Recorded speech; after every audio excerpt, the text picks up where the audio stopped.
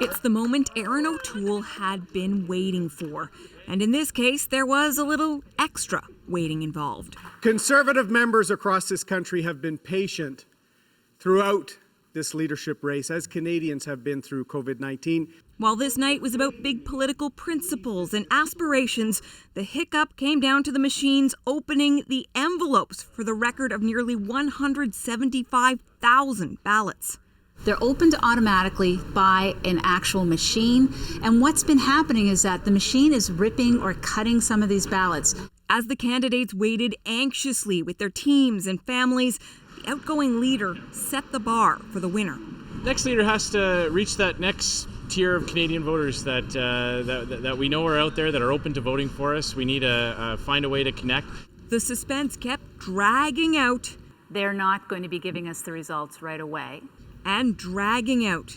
It's a disappointment, of course, and it's unfortunate. It's more stress, but I think everything is being looked upon in a very official way. Finally, 6 hours behind schedule. So now the moment we've been waiting for, Dan. It took 3 rounds of voting. Ms. Lewis, 10,140 points. And included a strong showing from political newcomer Leslyn Lewis. But in the end, it was O'Toole's night. Erin O'Toole is the new leader of the Conservative Party of Canada. Congratulations, Mr. O'Toole. The Ontario MP ran a campaign pitching himself as a true blue conservative, often combative, speaking out against what he called the radical left and Twitter mobs. But in his victory speech, O'Toole focused on uniting the party and appealing to all Canadians. To the millions of Canadians that are still up, that I'm meeting tonight for the first time, good morning. I'm Erin O'Toole. You're going to be seeing and hearing a lot from me in the coming weeks and months. But I want you to know from the start that I'm here to fight for you and your family. All right, next Prime Minister. That message assigned his next campaign to win the federal election has already begun. Catherine Cullen, CBC News, Ottawa. Let's bring in our chief political correspondent, Rosemary Barton, who's been on the air for hours. Give me a couple more minutes here, Rosie. Looking back at Erin O'Toole's speech, he was smiling. He had lots of energy.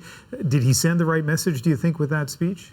Yeah, I mean, the shift that had to happen tonight, Ian, was how do you go from being a leadership candidate to being the leader of the party and leader of the official opposition? So it couldn't just be the things that Conservative Party members wanted to hear, which is what we heard from Erin O'Toole throughout the campaign, and was often negative in tone, frankly, particularly criticizing the government. Here, certainly, there was criticism of the Liberal government and things that the Conservative Party would do differently, but there was also a real appeal to a broad swath of Canadians, and perhaps Canadians that haven't looked at the Conservative Party in some time, for them to try and reconsider, give the Conservative Party a second look. There was parts of the speech that addressed Alberta, because he realizes that there's a question of Western alienation that is still prevalent in this country, and a part of the speech that reached out to Quebec as well, even though he admits his French is not perfect, appealing to Quebec nationalists that the Conservative Party could be a place to call home. So in terms of the speech of a leader, of someone who wants to be Prime Minister one day,